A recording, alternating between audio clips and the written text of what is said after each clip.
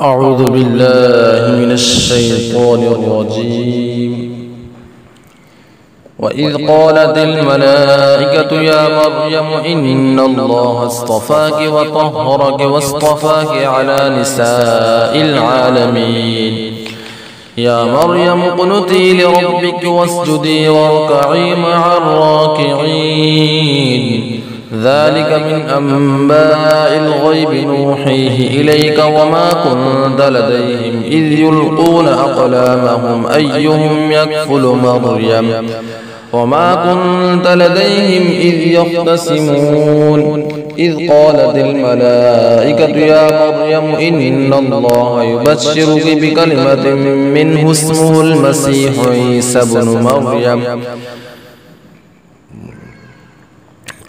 بن مريم وجيها في الدنيا والآخرة ومن المقربين ويكلم الناس في المهد وكهلا ومن الصالحين. قالت رب أنى يكون لي ولد ولم يمسسني بشر قال كذلك الله يخلق ما يشاء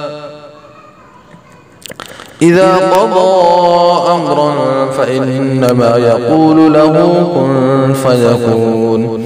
ويعلمه الكتاب والحكمة والتوراة والإنجيل ورسولا إلى بني إسرائيل أني قد جئتكم بآية من ربكم أني أخلق لكم من الطين كهيئة الطير فأنفخ فيه فيكون طيرا بإذن الله وأبرئ الأكمه والأبرص وأحيي الموتى بإذن الله وأنبئكم بما تأكلون وما تدخرون في بيوتكم إن في ذلك لآية لكم إن كنتم مؤمنين.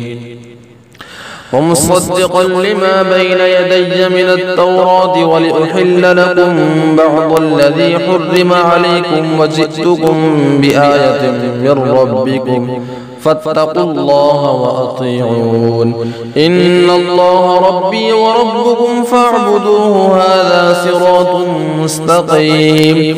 فلما أحس عيسى منهم الكفر قال من أنصاري إلى الله قال الحواريون نحن أنصار الله آمنا بالله واشهد بأننا مسلمون. ربنا آمنا بما أنزلت واتبعنا الرسول فاكتبنا مع الشاهدين. ومكروا ومكر الله والله خير الماكرين.